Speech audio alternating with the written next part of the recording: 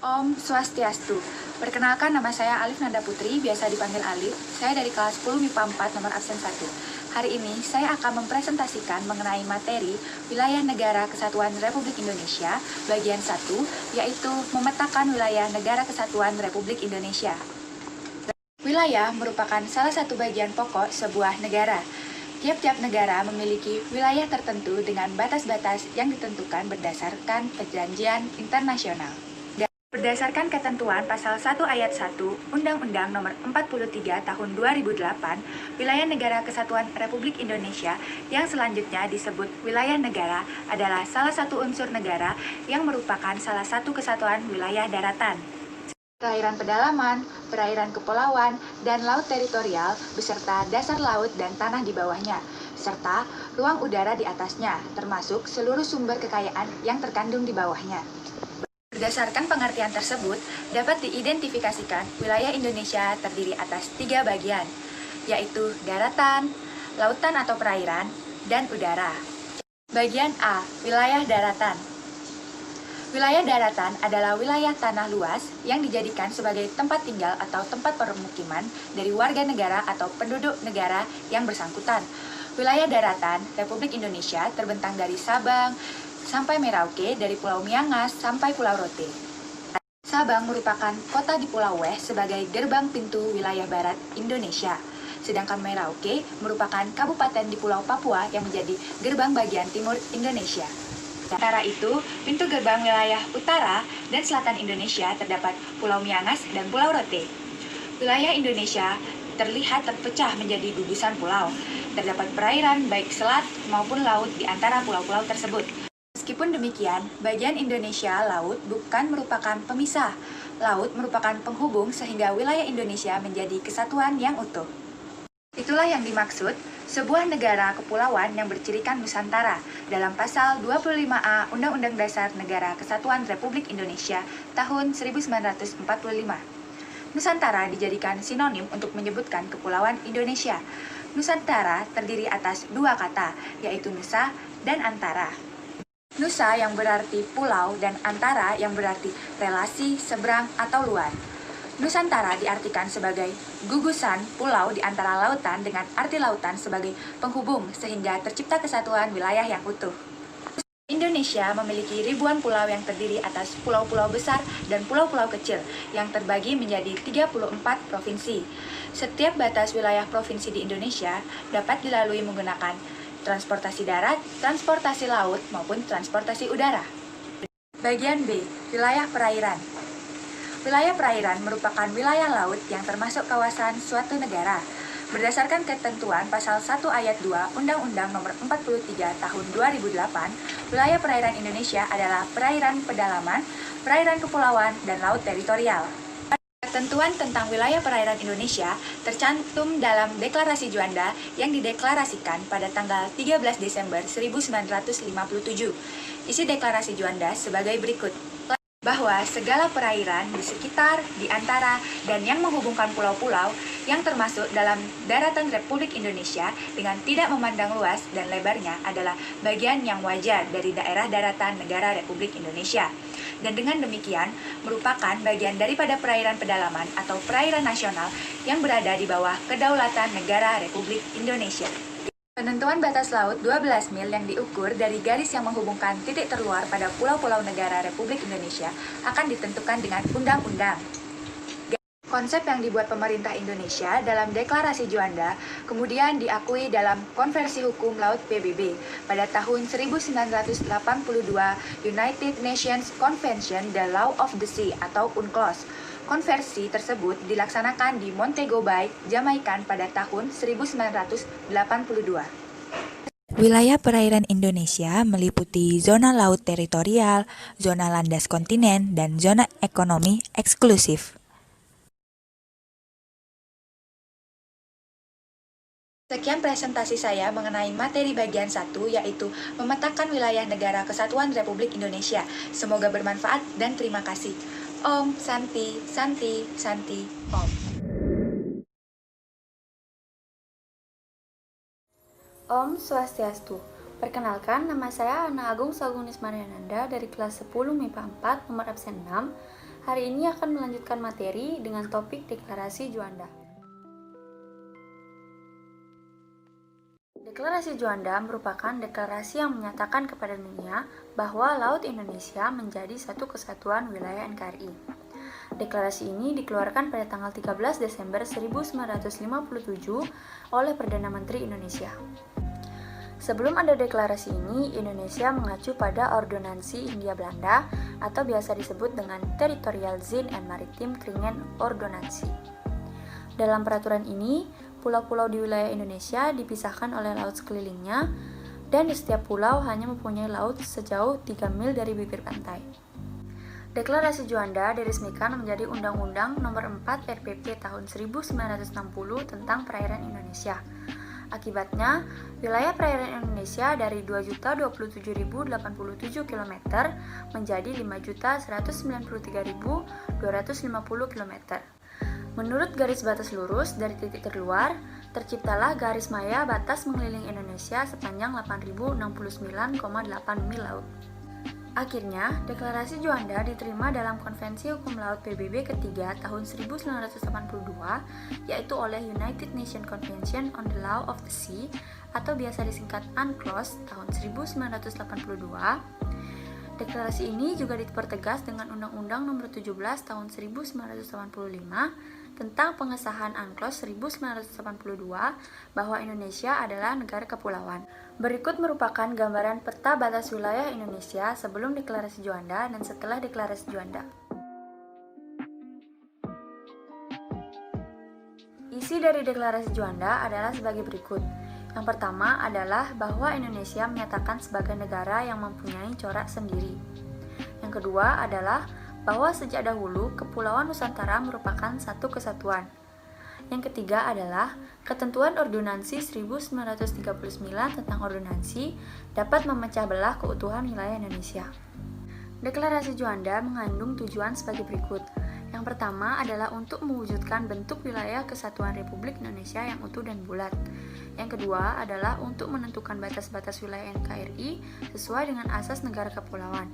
Yang ketiga adalah untuk mengatur lalu lintas damai pelayaran yang lebih menjamin keamanan dan keselamatan NKRI. Sekian yang dapat saya sampaikan mengenai Deklarasi Juanda. Mohon maaf apabila terdapat kesalahan dalam video. Saya ucapkan terima kasih. Om Santi Santi Santi Om.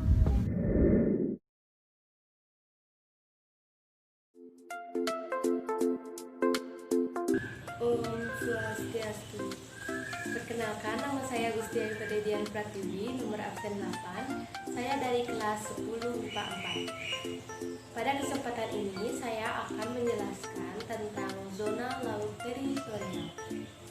Batas laut teritorial adalah garis hayal yang berjarak 12 mil laut dari garis dasar ke arah laut lepas. Selanjutnya, jika ada dua negara atau lebih yang menguasai suatu lautan, namun jaraknya kurang dari 24 mil laut, maka garis teritorial ditarik sama besarnya dengan masing-masing negara. Seperti Selat Malaka, di mana dari pangkal pantai Indonesia sampai ke pangkal pantai Malaysia jaraknya kurang dari 24 mil laut. Maka dari itu, solusinya adalah laut dibagi sama rata atau sama luasnya. Jadi, laut yang terletak di antara garis dan garis batas teritorial disebut dengan laut teritorial. Kemudian, laut yang terletak di sebelah dalam garis dasar disebut dengan laut Nusantara, laut internal atau perairan dalam. Dapat kita ketahui, garis dasar merupakan garis yang menghubungkan titik-titik dari ujung-ujung pulau terluar. Sebuah negara memiliki hak kedaulatan sepenuhnya sampai batas laut teritorial, akan tetapi tetap memiliki kewajiban menyediakan alur pelayaran lintas damai, baik itu di atas maupun di bawah permukaan laut. Baik, itu saja penjelasan saya tentang zona laut teritorial. Jika ada kesalahan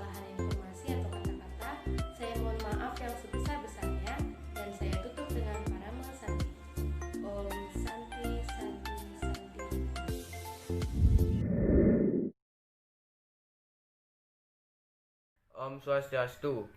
Perkenalkan, nama saya Anak Agung Gedera Tresna Wibisana, absen 2, kelas 10 MIPA 4. Di sini saya menjelaskan tentang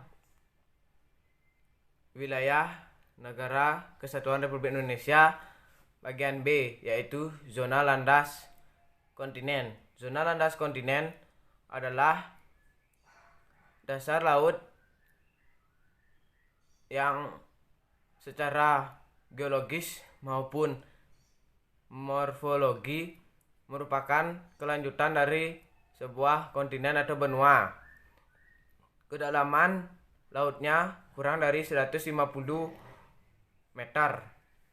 Indonesia terletak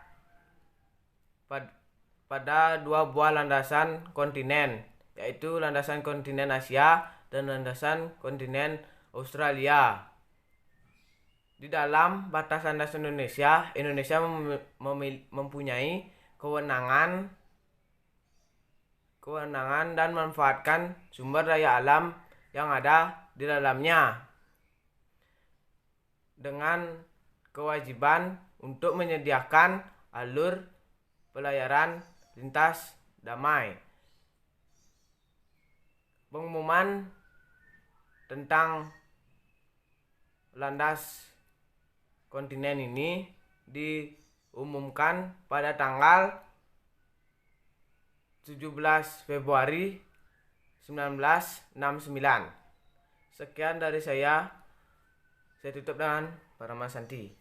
Om Santi Santi Santi Om.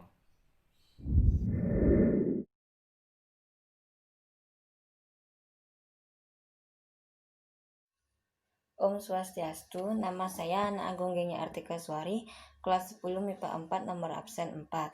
Saya hari ini akan membawakan presentasi pembelajaran PPKN yang berjudul Wilayah Negara Kesatuan Republik Indonesia dengan bagian Zona Ekonomi Eksklusif atau ZEE. Zona Ekonomi Eksklusif adalah jalur laut selebar 200 mil laut ke arah laut terbuka, diukur dari garis dasarnya. Di dalam zona ekonomi eksklusif ini, Indonesia mendapatkan kesempatan pertama dalam memanfaatkan sumber daya laut. Di dalam zona ekonomi eksklusif ini, kebebasan pelayaran dan pemasangan kabel atau pipa di bawah permukaan laut tetap diakui sesuai dengan prinsip-prinsip hukum laut internasional, batas landas kontinen, dan batas zona ekonomi eksklusif. Pengumuman tentang zona ekonomi eksklusif ini di Indonesia dikeluarkan oleh pemerintah Indonesia pada tanggal 21 Maret 1980. Wilayah daratan Indonesia juga memiliki kedudukan dan peranan yang sangat penting bagi tegaknya kedaulatan Republik Indonesia. Wilayah daratan merupakan tempat pemukiman atau kediaman warga negara atau penduduk Indonesia. Di atas wilayah daratan ini, tempat berlangsungnya pemerintahan Republik Indonesia, baik pemerintah pusat maupun pemerintah daerah. Di wilayah daratan Indonesia mengalir ratusan sungai, hamparan ribuan hektar area hutan, persawahan, dan perkebunan. Selain itu, di atas daratan Indonesia banyak berdiri kokoh gedung-gedung lembaga pemerintahan, pusat perbelanjaan, pemukiman-pemukiman warga. Di bawah daratan Indonesia juga terkandung kekayaan alam yang melimpah berupa bahan tambang seperti emas, batu bara, perak, tembaga, dan sebagainya. Wilayah udara Indonesia adalah ruang udara yang terletak di atas permukaan wilayah daratan dan lautan Republik Indonesia. Berdasarkan Konvensi Chicago tahun 1944 tentang penerbangan sipil internasional, dijelaskan bahwa setiap negara mempunyai kedaulatan yang utuh dan eksklusif di ruang udara yang ada di atas wilayah negaranya. Republik Indonesia juga masih mempunyai satu jenis wilayah lagi, yaitu wilayah ekstrateritorial. Wilayah ekstrateritorial ini merupakan wilayah negara kita yang dalam kenyataannya terdapat di wilayah negara lain. Keberadaan wilayah ini diakui oleh hukum internasional. Perwujudan dari wilayah ini adalah kantor-kantor perwakilan diplomatik Republik Indonesia yang berada di negara lain. Sekian dari saya akhiri dengan kata Om Santi Santi Santi Om.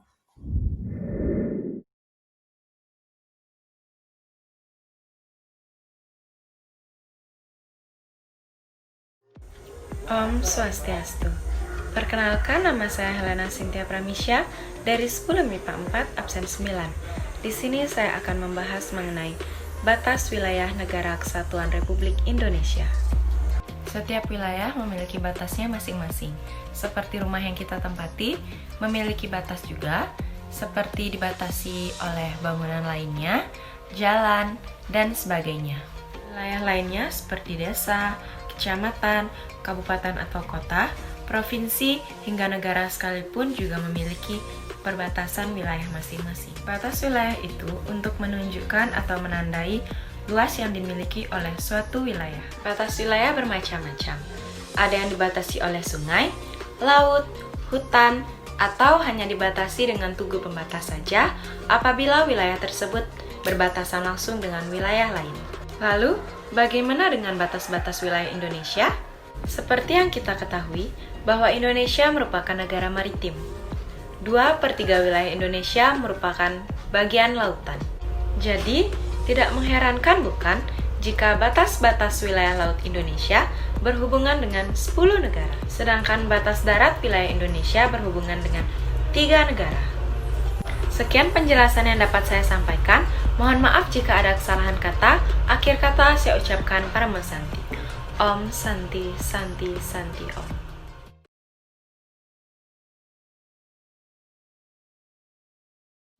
Om Swastiastu. Perkenalkan, nama saya Idewo Gede Analisa Dalam, nomor absen 10 kelas MIPA 4. Saya akan menjelaskan batas-batas wilayah Indonesia di sebelah utara.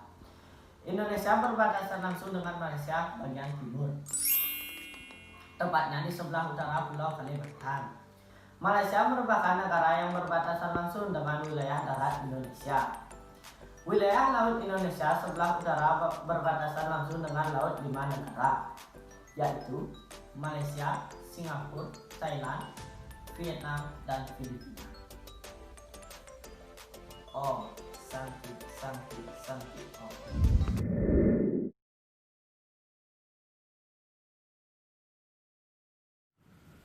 Om Swastiastu.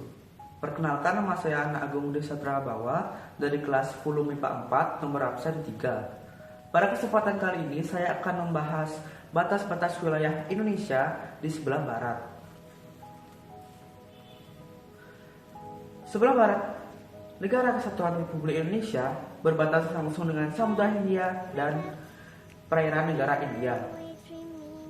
Tak ada negara yang berbatasan langsung dengan wilayah daratan Indonesia di sebelah barat. Secara geografis, daratan Indonesia terpisah jauh dengan daratan India, tetapi keduanya memiliki batas-batas wilayah yang terletak di titik-titik tertentu sekitar Samudra Hindia dan Laut Andaman. Dua pulau yang menandai perbatasan Indonesia dan India adalah Pulau Ronde di Aceh dan Pulau Nicobar di India. Sekian dari pembahasan tentang batas-batas wilayah Indonesia di sebelah barat. Semoga bermanfaat. Akhir kata saya ucapkan terima kasih dan Om Santi Santi Santi Om.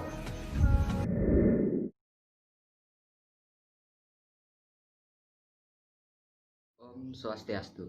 Perkenalkan, nama saya Anak Agung Madiana Wiranata, absen 5 dari kelas 10 MIPA 4. Nah, kali ini saya akan mempresentasikan tentang batas-batas wilayah negara Indonesia di sebelah timur.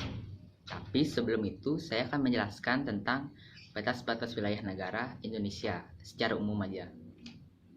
Nah, jadi yang pertama, batas wilayah tuh fungsinya buat apa sih? Nah, jadi batas wilayah itu berfungsi untuk menunjukkan atau menandai luas dari suatu wilayah tertentu. Nah, bentuknya itu juga berbentuk dari batas-batas wilayah tersebut tuh bermacam-macam. Kayak misalnya ada yang dibatasi oleh laut, sungai, maupun tugu-tugu perbatasan lainnya. Lalu, bagaimana dengan perbatasan Indonesia? Nah, perbatasan Indonesia, oh iya, sebelum itu kalian tahu kan kalau Indonesia itu negara maritim. Jadi, nggak heran dong, 2/3 luas wilayah Indonesia itu dipenuhi oleh air. Dan batas-batas tersebut berhimpitan sama 10 negara, sorry saya gugup. Lalu sedangkan di bagian perbatasan wilayah daratnya hanya hanya berhubungan oleh 3 negara. Lanjut ke pembahasan pokok atau perbatasan wilayah negara Indonesia di sebelah timur. Nah, jadi wilayah timur Indonesia berbatasan langsung dengan negara Papua Nugini dan Samudra Pasifik. Nah, negara Indonesia dan negara Papua Nugini telah menyepakati kesepakatan bersama atau hubungan bilateral tentang batas-batas wilayah negara, baik dari darat maupun laut. Nah, wilayah Indonesia Timur yaitu Provinsi Papua berbatasan langsung dengan negara Papua Nugini Barat, yaitu Provinsi Barat atau Fly dan Provinsi Sepik Barat atau Sandaun. Itulah perbatasan negara Indonesia di sebelah timur. Sekian dari presentasi saya. Mohon maaf bila ada kesalahan kata. Saya tutup dengan Paramu Santi. Om Santi Santi Santi Om.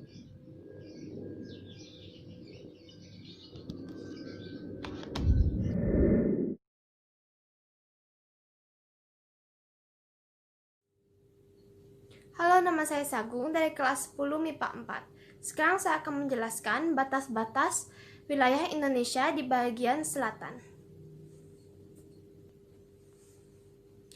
Indonesia di bagian selatan itu berbatasan langsung dengan Timor Leste, perairan Australia, dan Samudra India.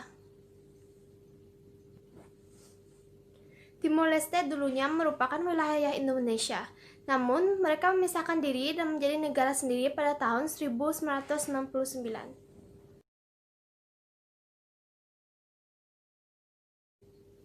Dulu Timor Leste dikenal dengan Timor Timur. Provinsi Nusa Tenggara Timur itu berbatasan dengan Timor Leste, tepatnya di Kabupaten Belu. Selain itu, Indonesia juga berbatasan dengan perairan Australia. Di awal tahun 1997, Indonesia dan Australia telah menyepakati batas-batas wilayah negara keduanya yang meliputi zona ekonomi eksklusif dan batas landas kontinen.